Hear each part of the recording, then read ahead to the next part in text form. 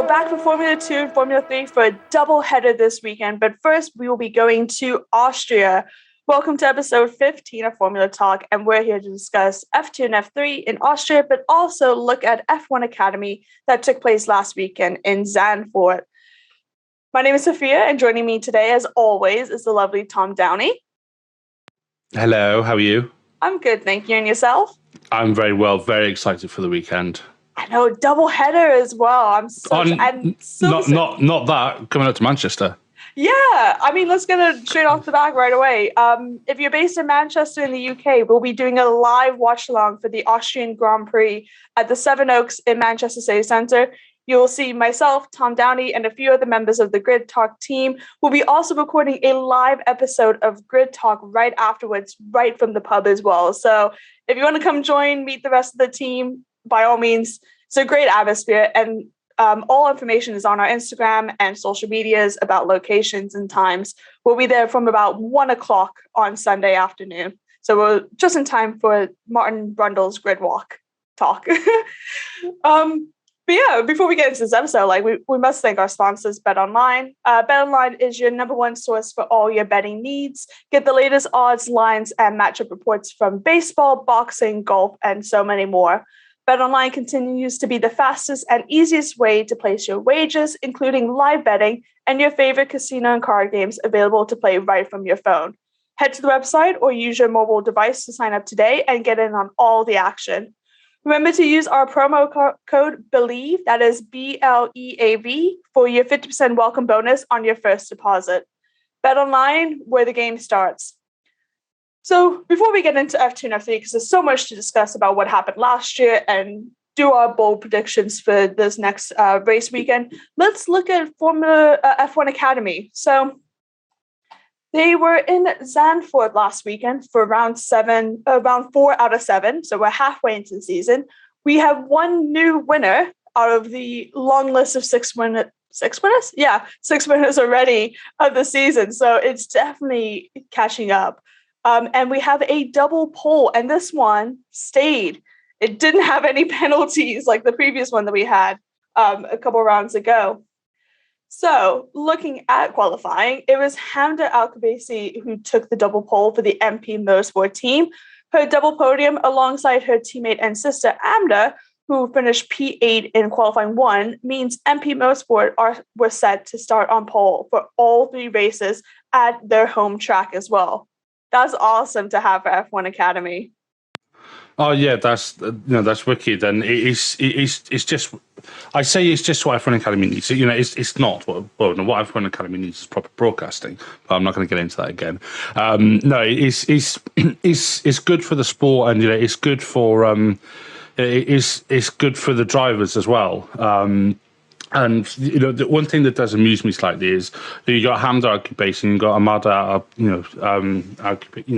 the 2 sisters. I'm just looking at their time. So Hamda did 1:36.5, and then Amda did a 1:37.5. And it's like, could you imagine just like sitting around the family table and having dinner or something? Saying, can you pass me the salt, please? He needs to be quicker with that. It's just like 1 second quicker. Exactly. Yeah. It's just like just be like, and that's why you're not on pole. So yeah, no. So it's nothing that a good bit of health or rivalry won't. Definitely won't hurt. Yeah, it's quite interesting, especially because sisters for the same team as well. I think that's probably a better outcome than having sisters or family members from different teams. We can take look at Ralf Schumacher and David Schumacher, I believe. Back in not Ralph. Wow, it was 2 Schumachers on the grid back in F2 and F3 many years ago as well. It was David and Mick, because it was also Michael's son and then Ralph's son. Yeah, I was about to say Ralph's the dad. So yeah, imagine, because they were on different teams, just the family reunions and the conversations about that. But looking at the top 8, as mentioned, it was Hamda, Lena Buller was 2nd, Marti was 3rd, Garcia 4th, Emily De Haas was 5th, Jessica Edker 6th, Carrie Schreiner, which we will mention a few times in this episode, was 7th, and then Amda was 8th, and that will be reversed for race 2. In qualifying 2, which is for race 3, the top 6 was, as mentioned, Amda, Lena again, Emily de Hus, Garcia, Edgar, and Marty. So pretty much the same from the top 8, minus Carrie and Amda. So yeah, literally the exact same top 6 was slightly different in the order. So looking at the first race, the Emirati driver of Hamda was able to get off to an electric start from a safety car restart, clearing a clear gap to Lena Bullitt for P2. Meanwhile, the series leader Marta Garcia overtook fellow Spaniard Nera Marti at turn 1 as she sought for her 5th podium in a row. As mentioned as well, we don't have live coverage, so we're kind of taking it from the reports that we get. So there's so much that happens on, and we wish we can discuss a lot more of it. But hopefully next season we can actually get live watching. But your top 5 for race 1 was Hamda, Lena, Marty, Edgar, and Dehus. So pretty much the same order of qualifying. It's pretty much start position to finish position.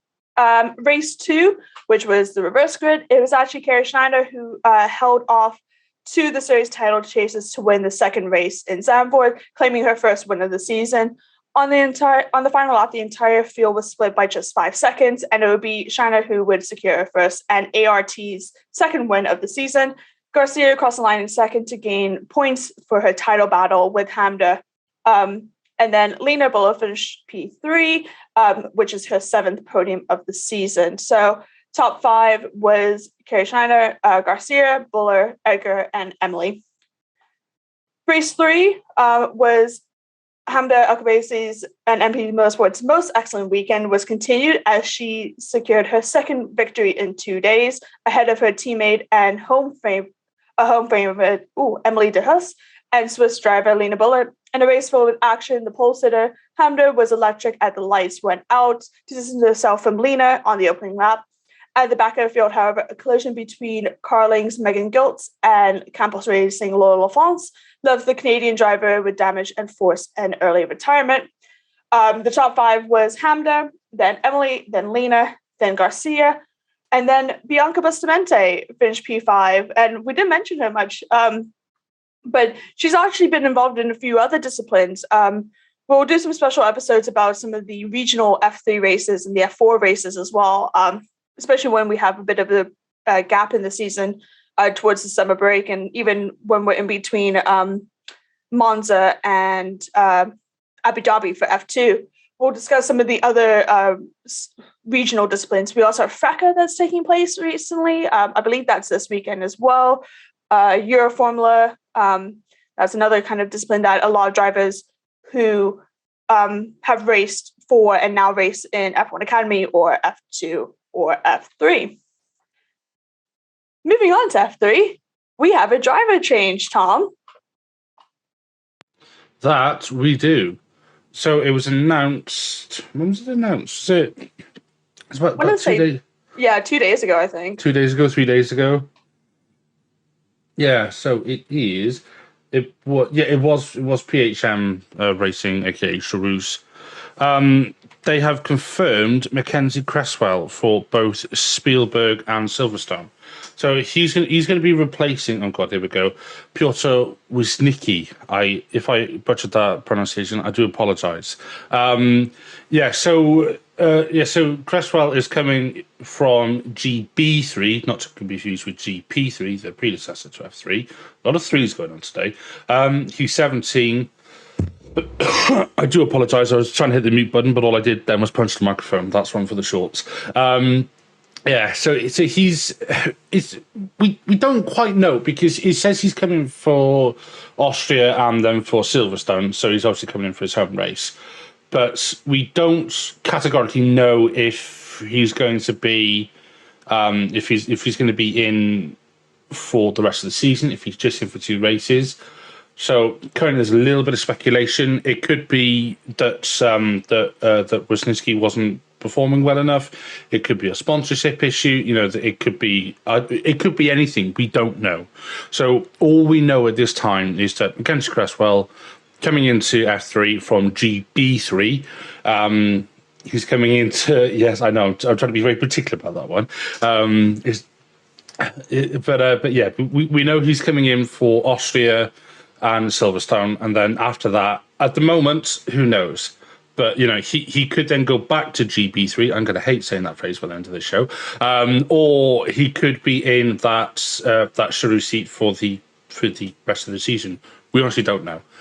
As we find out, obviously we will, we'll talk about it in whatever show is the closest to when it happens, because we have no idea, and there's no information to the contrary. There's the press release is a bit. It's not full Oscar Piastri 2022, but it's a bit sort of just.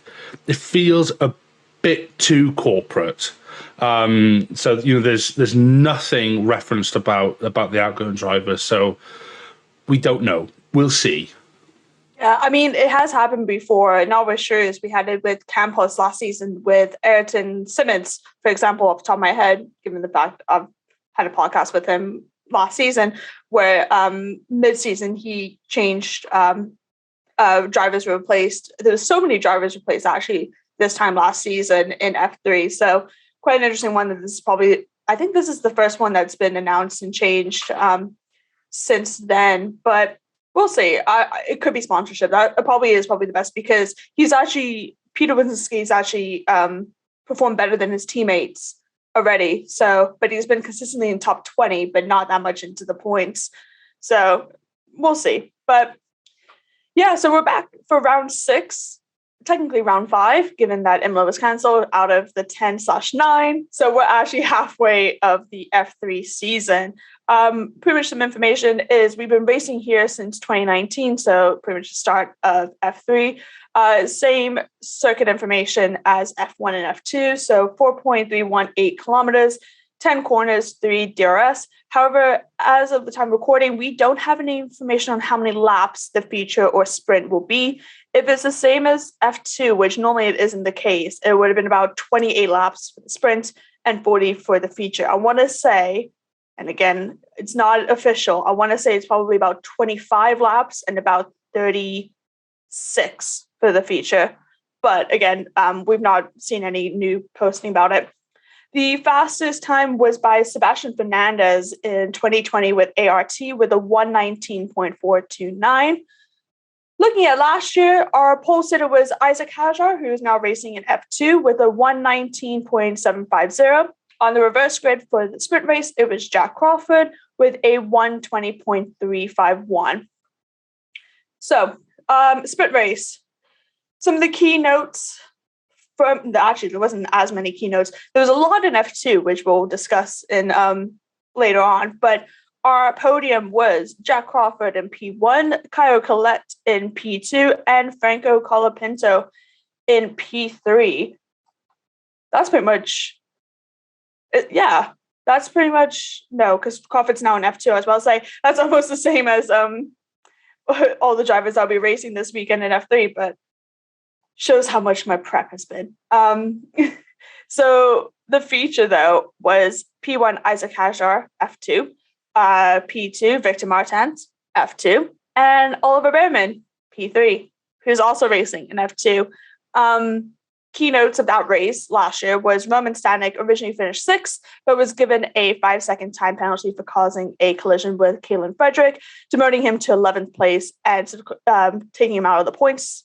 Franco Pizzi received a total time penalty of 20 seconds for twice causing a collision with teammate Zanek Chukovic, which was one of the drivers that kind of came in mid-season last year. Kushmani and Caio Collet retired, but were classified as they completed over 90% of the race distance.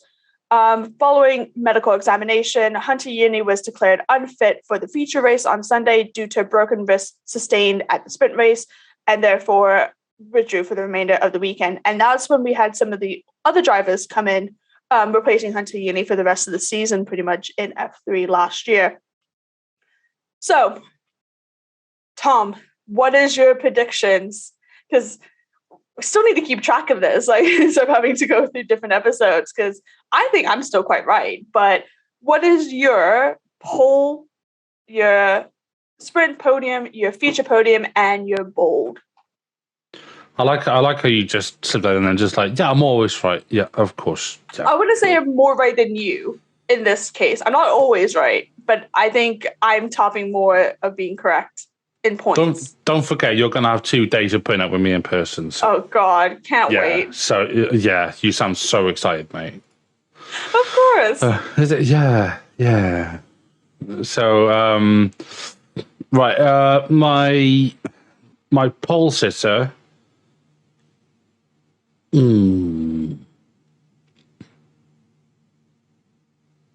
Oh, I either want to say Franco Colapinto or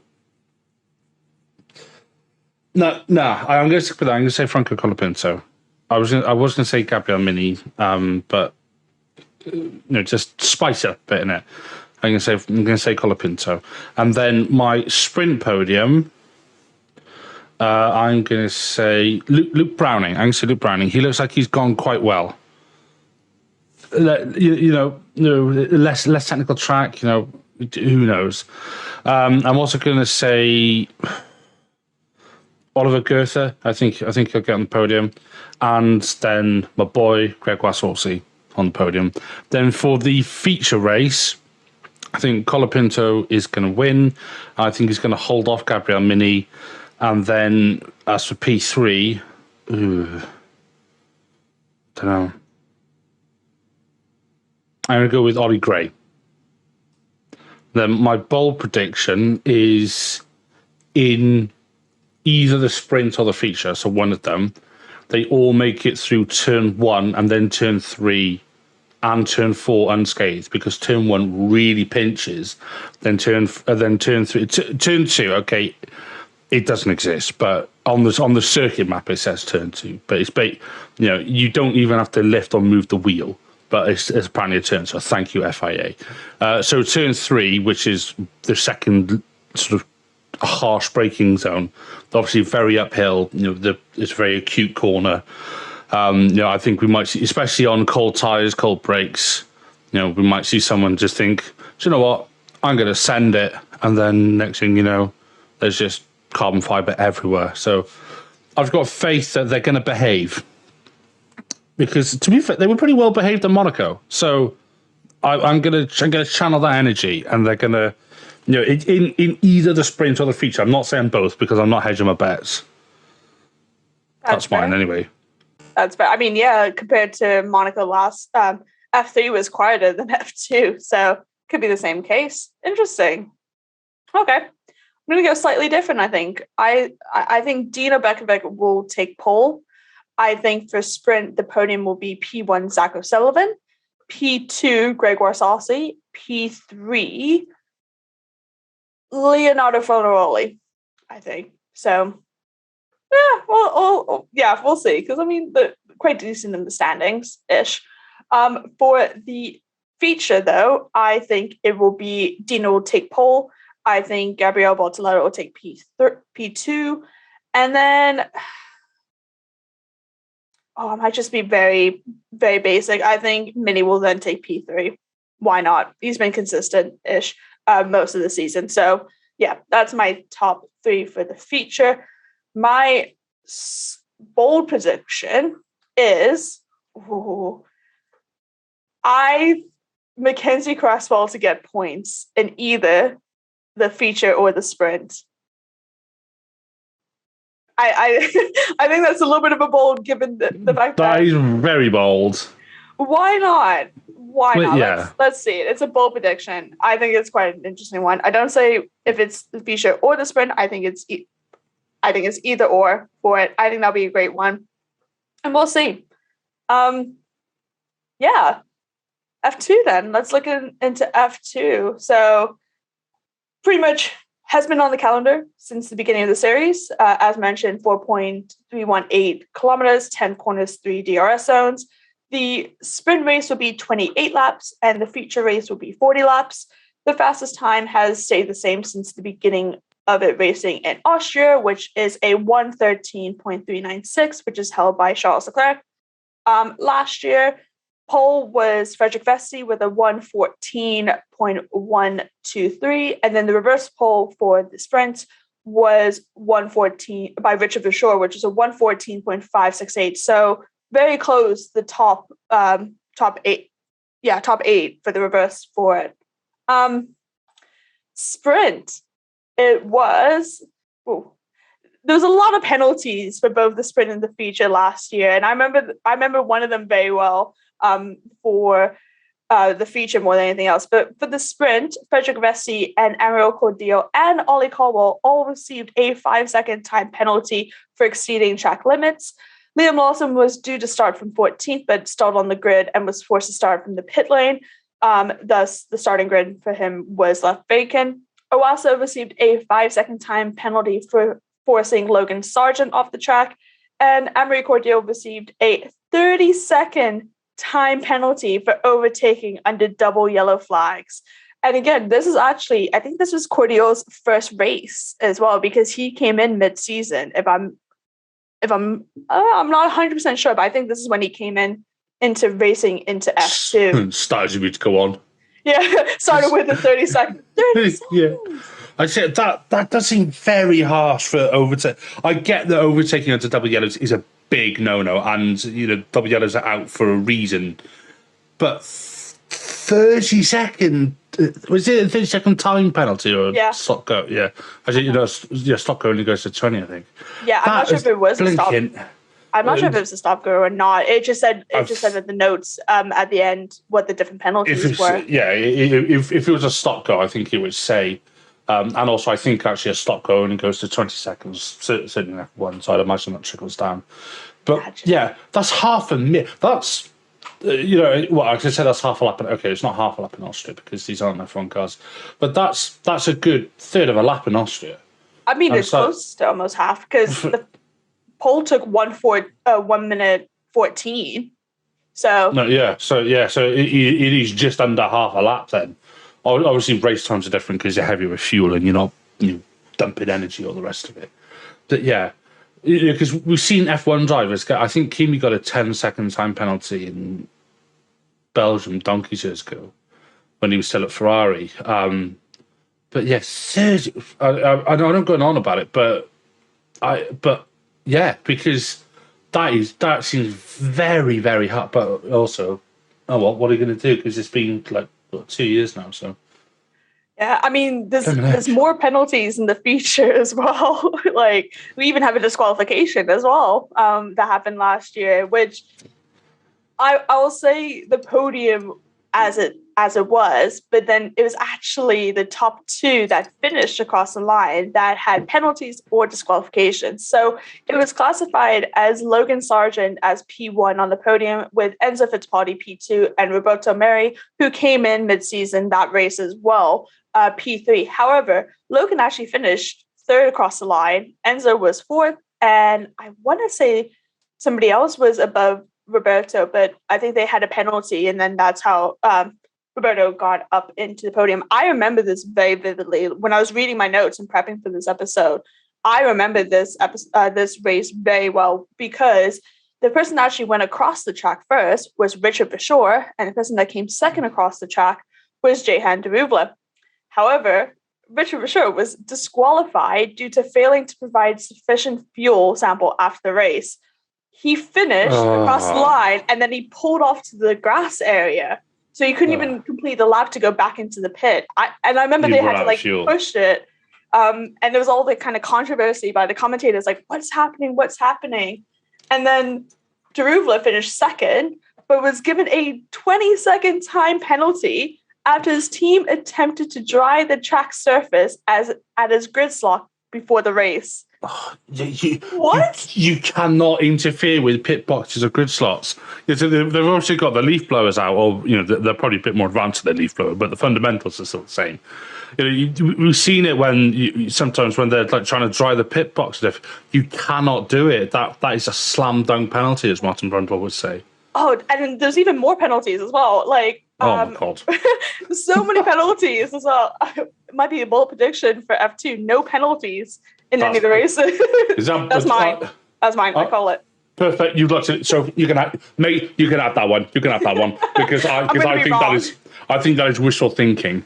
In one of the races, either the feature or the sprint. But anyway, let's look at the other penalties. Roberto Merri, Owasa, and Callum Williams all received a 5-second time penalty for track limits. Liam Lawson and Frederick Vesti received a 15-time-second penalty for repeatedly exceeding track limits.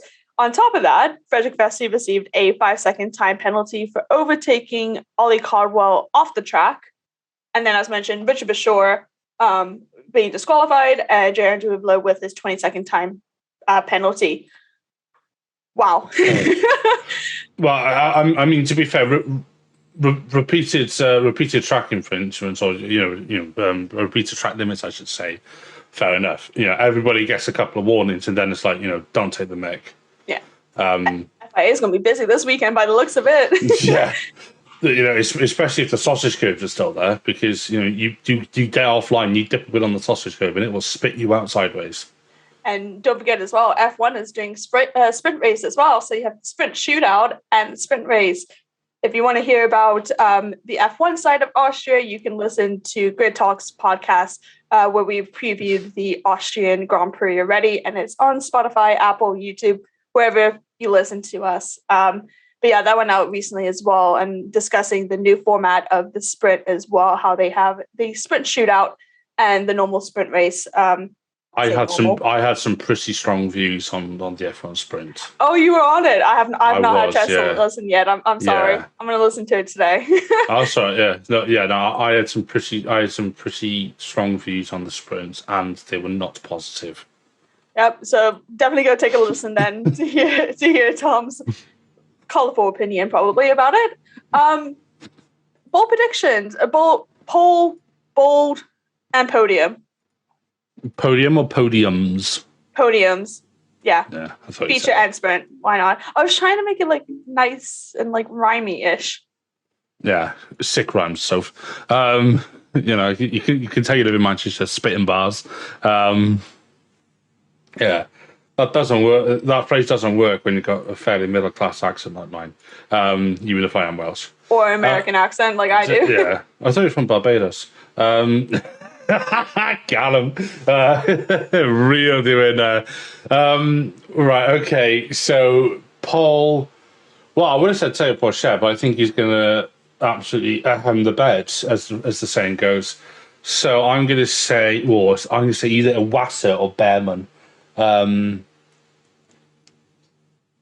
gonna say Ollie Bearman. He went really well around Baku, which in some ways is kind of similar to Austria. I know the castle section is obviously a lot more technical, but if you think about the middle sector in Austria, you've got to nail it. So I'm going to say Bearman for pole. My sprint podium. I was gonna do some weird hybrid of sprint and feature then. So whoever's listening, enjoy that one, because that was a new noise even by my standards. For the God alive. For the sprint, since I'm lucky, I'm gonna say Richard Verschoor is gonna win. Because I think quality is going to be super tight. I think it's going to come down to hundreds, if not thousands, of a second. And then I'm going to say Isaac Hadjar is going to be on the sprint podium, and then Roy Nasadi. No, I'm going to say Clement Novalak. A little bit of an outside call. He's sort of just been quietly doing bits. Watching now, he's going to DNF on lap one. And then for the feature race podium, I am going to say Frederick Vesti is going to take the win ahead of his teammate Ollie Bearman, and we're going to have a Prima 1-2. And then P3, maybe a little bit boring. I'm going to say Iwasa, because I think he's going to have a strong weekend, and he's sort of like quietly emerged as, the sort of real titled sort of contender, if you like. I think Teo Porchet is going to just overcook it this weekend. I think the pressure, I think he's got in his own head. Interesting. Bold? Roy Asani in the points in one of the races. Ooh, he has no points so far yet. Exactly. He's one of the three drivers that don't have any points. Exactly. He's basically the Harry Maguire of F2. So So yeah, that's about the only football reference I can do as well, to be honest. If it was a rugby reference, it'd be different. I'd be all over it. But yeah, no, Roy Lasani for points in either one of the races. Okay, interesting. I think Vesti will do pole again for qualifying. I think for sprint race, I think it will be. Oh, what do I want to do? Who do I want to? I think Enzo Fittipaldi will take P1. I think Dewan will take P2. And why not? Because I didn't mention them last time. P3, Zay Maloney for the sprint. Watch him not do anything now. Wasn't it the one weekend you didn't predict him? He got on the podium or something. Yeah, exactly. Yeah. So I'm testing my theory if I have a curse or not, I guess. So we'll see. I think P3 for the sprint. Feature, however, I think it will be. I think it'll be Behrman. No, actually, no. I'm going to change that. I think it'll be Richard Bashore for the feature. Get back his revenge from last. Make sure he has enough fuel. So I think he will take P1. I think P2 will be Vesti. And then I want to say, I'll follow very similar to you, but I think it's going to be a 2-3 Prema for the feature. So Vesti P2 and Behrman P3. And as mentioned, my bold is in either the sprint or the feature, there will be no time penalties. I'm going to fail. My God, I might actually get one up on the predictions this weekend. We'll see. We'll see about that. To be fair, who knows? It might happen. I've not even checked the weather. What's going to happen in Austria as well? It should be fine. I think. I hope. I say that. Let's even check right now. But yeah, that's pretty much our review and preview of this weekend coming. One thing that we got to mention as well that's come into the news recently was about W Series that came into administration. We knew it was going to kind of happen with F1 Academy kind of taking in. It's just interesting to see how the coverage has been about F1 Academy and W Series since then as well. But hopefully, it's the first season. You're going to have bugs and like kinks to get out and everything and all that. So I think next season, now that W Series, there's no two female series kind of, so to speak, businesses and organizations, I think next season will probably be the better one. Quickly looking at the weather, it's meant to be raining on Saturday in Austria. Oh God, here we go. So we'll see if that makes a difference in our sprint race. Wow. For both of the sprint races, both in F2, F3, and in F1. That'll be interesting. But yeah, I guess that's it for episode 15. Formula Talk is available on YouTube, where most of the episodes, I say, will be recorded live. Still have not. Still need to. Again, it might be a one-off that we actually do it on YouTube. But you can also catch us on Amazon Fire, Spotify, Google Podcasts, Apple Music, Verbal, and Pocket Cast. Just search Formula One Good Talk for our backlog of shows. You can find our sister show, which is Good Talk, which focuses more on F1. Please consider supporting the channel on Patreon so we can get mics, lights, and better recording equipment. And also make sure that you are subscribed so you're the first to know when each new weekly episode is released. If you've enjoyed this podcast, we would love it if you could take 5 to leave us a 5-star rating on Spotify or a 5-star review on Apple Podcasts. We'll be back soon. We'll be live on Sunday in Manchester to watch the Austrian Grand Prix. We'll be watching the F2 and F3 beforehand, but unfortunately, the place isn't open until 12, so we miss out.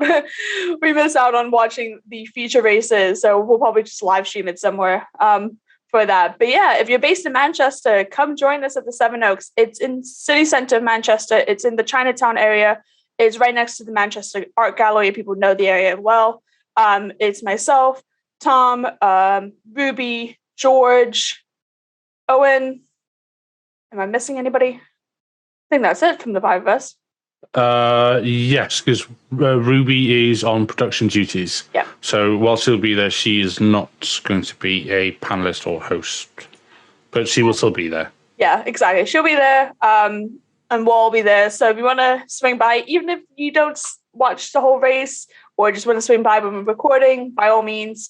It's the first time we're actually going to see everybody in person for some of us as well. I've not met anybody from the team in person, so I'm really excited for that. I'd love to see if anybody else would love to come join us. But yeah, all information is in our social media about that. Thank you, as always, Tom, for joining me. Pleasure as always, mate. And we'll be back next weekend to review the Austrian F2 and F3 race and preview the Silverstone F2 and F3 races. Thank you very much for listening to Formula Talk, which is presented by Bet Online. And that's goodbye from me.